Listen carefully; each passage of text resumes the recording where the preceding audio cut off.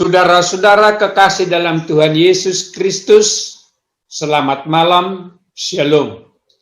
Firman Tuhan yang akan kita baca malam ini tertulis di Yosua 1 ayat 6 sampai dengan 8. Sebelum pembacaan firman Tuhan, marilah kita berdoa.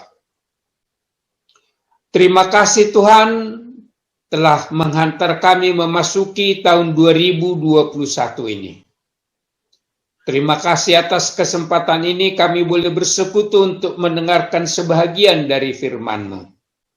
Biarlah damai sejahtera yang melampaui segala akal, menerangi hati dan pikiran kami semuanya. Berikan hikmat kepada hamba-Mu untuk menyampaikan kebenaran firman-Mu. Di dalam nama anak Yesus Kristus kami berdoa. Amin. Saudara-saudara kekasih dalam Tuhan Yesus Kristus, firman Tuhan yang akan kita baca dan renungkan malam ini tertulis di Yosua 1 ayat 6 sampai dengan 8. Demikian firman Tuhan. Kuatkan dan teguhkanlah hatimu, sebab engkaulah yang akan memimpin bangsa ini, memiliki negeri yang kujanjikan dengan bersumpah kepada nenek moyang mereka untuk diberikan kepada mereka. Hanya kuatkan dan teguhkanlah hatimu dengan sungguh-sungguh. Bertindaklah hati-hati sesuai dengan seluruh hukum yang telah diperintahkan kepadamu oleh hambaku Musa. Janganlah menyimpang ke kanan atau ke kiri, supaya engkau beruntung kemanapun engkau pergi. Janganlah engkau lupa memperkatakan kitab Taurat ini, tetapi renungkanlah itu siang dan malam, supaya engkau bertindak hati-hati sesuai dengan segala yang tertulis di dalamnya. Sebab dengan demikian perjalananmu akan berhasil dan engkau akan beruntung. Kita beri judul, kuatkan dan teguhkanlah hatimu. Nats ini adalah perintah Tuhan kepada Yosua yang menggantikan Musa memimpin bangsa Israel melanjutkan perjalanan ke tanah perjanjian, yaitu tanah Kanaan. Setelah hampir 40 tahun bangsa Israel dalam perjalanan di padang gurun, di bawah pimpinan Musa, mereka tinggal menyeberangi sungai Yordan. Tuhan menjanjikan bahwa orang Het yang mendiami tanah itu tidak akan melakukan perlawanan. Dan Tuhan tidak akan membiarkan atau meninggalkan bangsa Israel. Sebagai pemimpin baru, dapat dipahami kalau Yosua mempunyai rasa kegamangan. Sebelumnya, Musa telah mengirimkan 12 orang tim pengintai untuk melihat situasi bangsa-bangsa yang akan dihadapi di sekitar tanah Kanaan itu. 10 di antara orang tim pengintai itu melaporkan bahwa kota-kota di tanah Kanaan itu sangat kokoh. Bangsa Het yang mendiaminya juga sangat gagah dan kuat.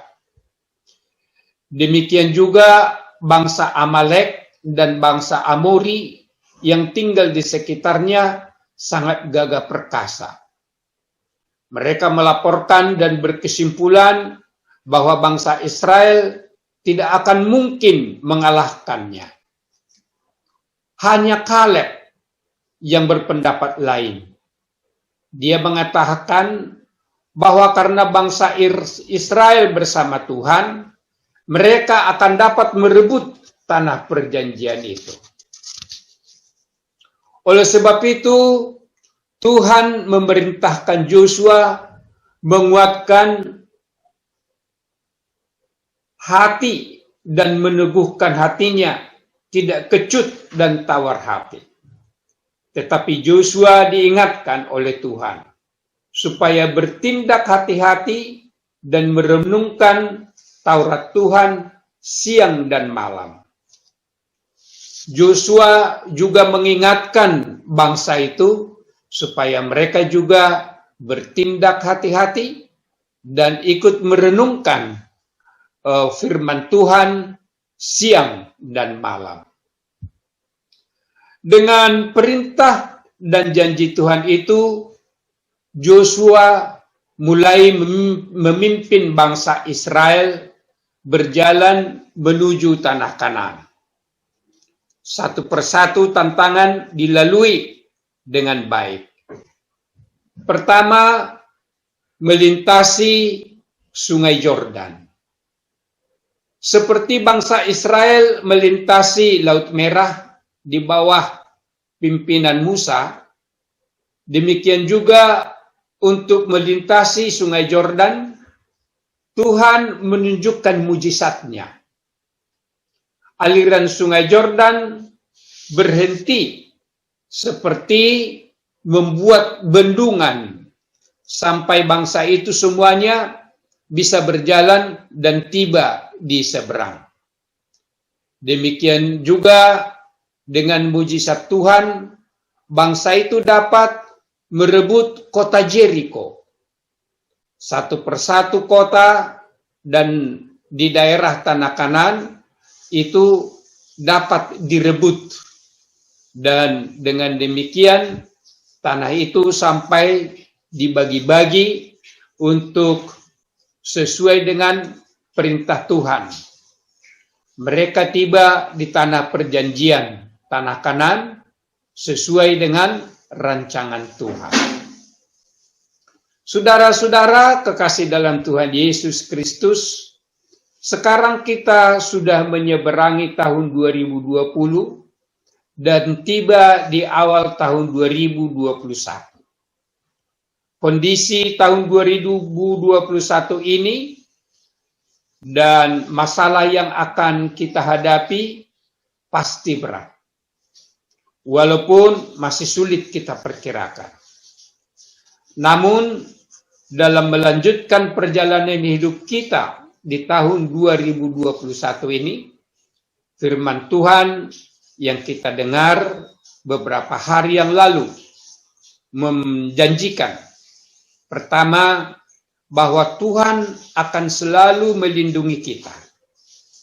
Dan yang kedua, bahwa Tuhan akan selalu memberikan kelimpahan berkat-Nya.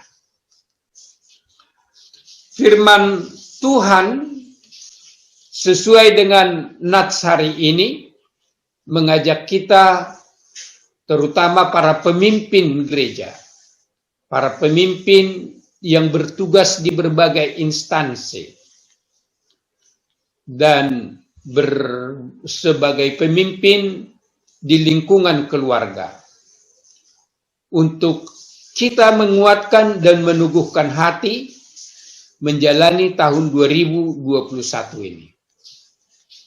Walaupun kita masih akan terus menghadapi ancaman pandemi corona dan keterbatasan ekonomi, hati kita tidak boleh kecut dan tawar.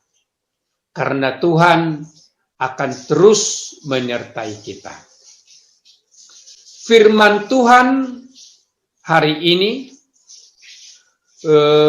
memberikan kita dua nasihat. Pertama, supaya kita selalu bertindak hati-hati. Terutama dalam menghadapi pandemi corona, kita harus betul-betul mengikuti protokol kesehatan. Sedapat mungkin kita bekerja dari rumah dan atau bekerja di sekitar rumah. Yang kedua, kita harus terus tekun merenungkan firman Tuhan siang dan malam. Termasuk rajin membaca Alkitab, rajin mengikuti persekutuan orang-orang percaya, dan tekun berdoa. Memperpasrahkan hidup kita kepada Tuhan dan memohon pertolongan, dan kasih karunia-Nya. Tuhan memberkati. Amin. Mari kita berdoa. Terima kasih Tuhan yang telah menghantar kami ke tahun 2021 ini. Biar kami boleh menguatkan dan meneguhkan hati kami, karena kami tahu Tuhan akan selalu melindungi kami dan memberikan kelimpahan berkat-Mu.